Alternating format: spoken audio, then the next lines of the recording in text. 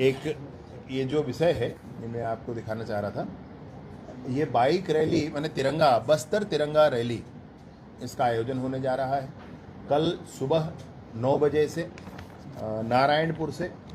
और बस्तर तिरंगा रैली के इस आयोजन का भाव भी यही है कि माननीय विष्णुदेव साय जी की सरकार बनने के बाद माननीय अमित शाह जी के मार्गदर्शन में जिस तरीके से नक्सलवाद के विरुद्ध काम हुआ है, हमने जनवरी 2026 में जनवरी 2024 में अगस्त 2024 में, जनवरी 2025 में, 15 अगस्त 2025 में और 26 जनवरी 2026 में 5 राष्ट्रीय पर्वों पर नए नए स्थानों पर आगे बढ़ करके भारत का तिरंगा लहराया है बस्तर के अनेक ऐसे गांव में।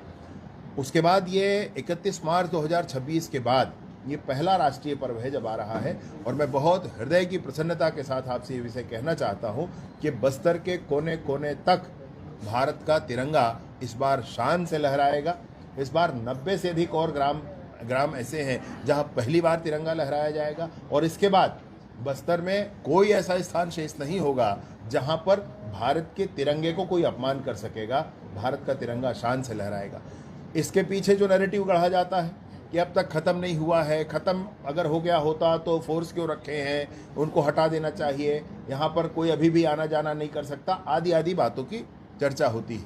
तो इन बातों की ही चर्चा को लेकर के ये जो हर घर तिरंगा घर घर तिरंगा ये अभियान माननीय प्रधानमंत्री नरेंद्र मोदी जी ने देश के आज़ादी के 75 वर्ष के उपरांत प्रारंभ किया था, उसके ही अंतर्गत तिरंगा यात्रा हर स्थानों पर निकाली जा रही है। और उसमें बहुत विशेषता के साथ बस्तर तिरंगा यात्रा कल 12 तारीख से प्रारंभ की जा रही है।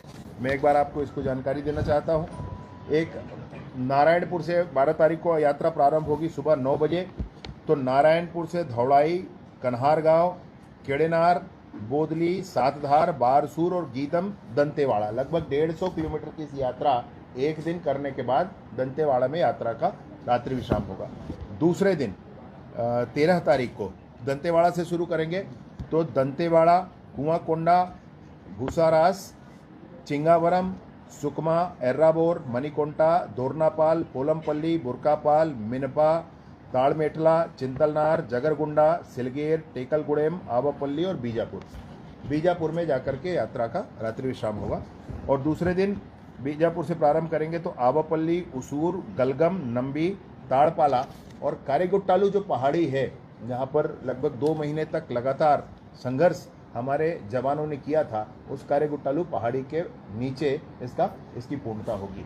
ये पूरा ही क्षेत्र मैंने आपको पढ़कर जो कहा, आपको भी अच्छे से ध्यान में है, ये पूरा ही क्षेत्र कहा जाता था कि भीषण नक्सल प्रभावित क्षेत्र है, यहाँ लोगों का फोर्सेस का जाना संभव नहीं हुआ करता था। आज हमारे देश के इस राष्ट्रीय पर्व पर हम लोग स्वयं, मैं भी सभी पूरी यात्रा में मैं भी इसमें रहूँगा, हमारे प्रशासन के लोग भी रहेंगे, नौजवान भी वहाँ के स्थानीय रहेंगे, वहाँ के गणमान्य नागरिक रहेंगे, आदिवासी समाज के प्रमुख रहेंगे, सब मिलकर के एक तिरंगा यात्रा इस पूरे ही क्षेत्र से निकालेंगे।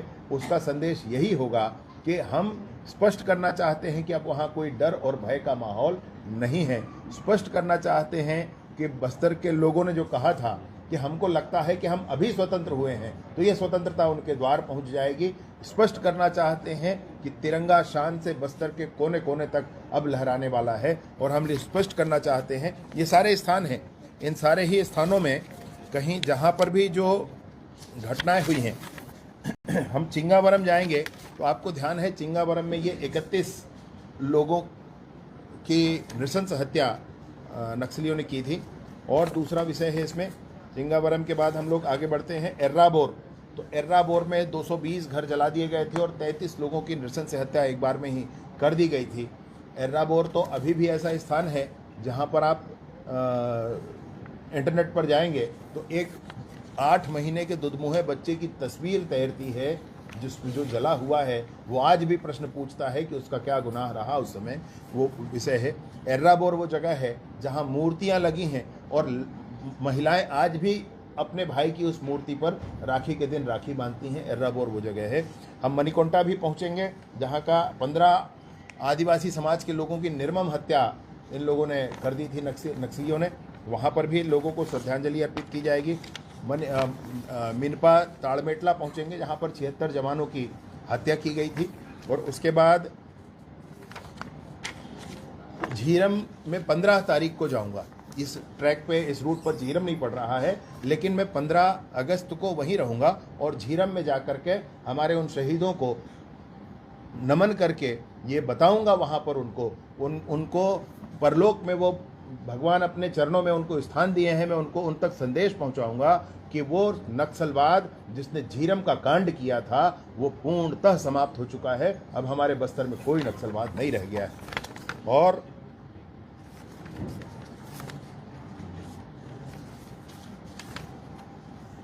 बाकी अन्य स्थान भी हैं और सभी स्थानों की कहानियां जो हैं, एक बार कोड रहेगा हर स्थान के सामने। उस बार कोड को स्कैन करके देख सकते हैं। हम वहाँ पर जहाँ लोग शहीद हुए हैं, हम वहाँ पर जहाँ पर हमारे जवान शहीद हुए हैं, या फिर हमारे बस्तर के आदिवासी समाज के भोले भाले लोगों की नृशंस हत्याएँ की गई हैं, वहाँ की मिट्टी भी एकत्रित करेंगे और जो यहाँ संग्रहालय बनेगा उस संग्रहालय में उसका उपयोग करेंगे। हम लोग वहाँ जा कर के ऐसे सारे ही स्थानों पर जो हमारे जवान हैं, शहीद हुए हैं, या हमारे स्थानीय लोग हैं, उनको एक बार पुनः श्रद्धांजलि देंगे। उस दिन जब राष्ट्रीय पर्व है, उस दिन जब हमारा देश, अब सभी की चिंता करने वाला हमारा भारत देश, उसका तिरंगा घर घर लहराएगा, उस दिन हम लोग वहाँ पहुँचेंगे। सरेंडर माओवादी भी नहीं